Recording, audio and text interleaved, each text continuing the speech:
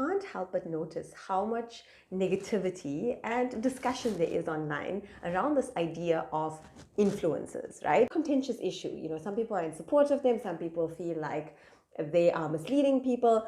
But the point is, we are all influencers on some level. You influence people, you are influenced by people.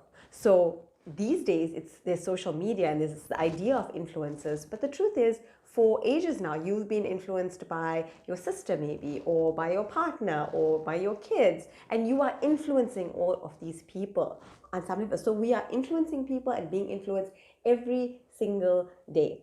The wonderful thing is that you can actually choose where you put your attention and your focus.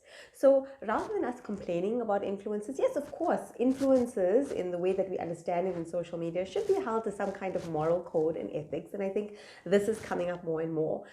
But beyond that, you get to choose where you place your attention. You get to choose who you want to follow on social media. And even in your daily life, in your reality, you can choose who you give attention and focus to. You can choose the people that you want to allow to influence you.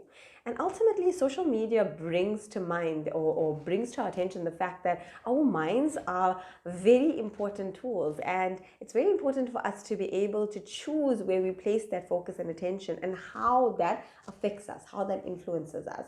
So your mind, I always say that your mind is a very, very precious place. Be careful who you allow to walk through it. You need to decide what you stand for, what your morals are, what your integrity and your self-concept is.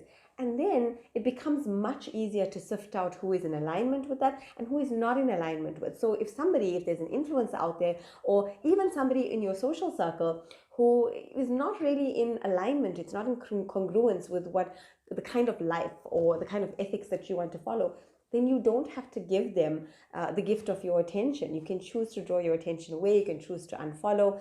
So be careful, be aware of where you are placing your focus and attention and what you allow to influence you. By the same token, become aware of how you are influencing people and what kind of influence you have over them. So we all have that choice of whether to be a positive influence on someone or negative influence. And I think the more you do your own self-development work and the more you develop yourself, the more you automatically influence people in a positive and constructive way. So remember, influencers are all around us. They're right there in our homes, they're right there in our social circles, and they are on social media, of course.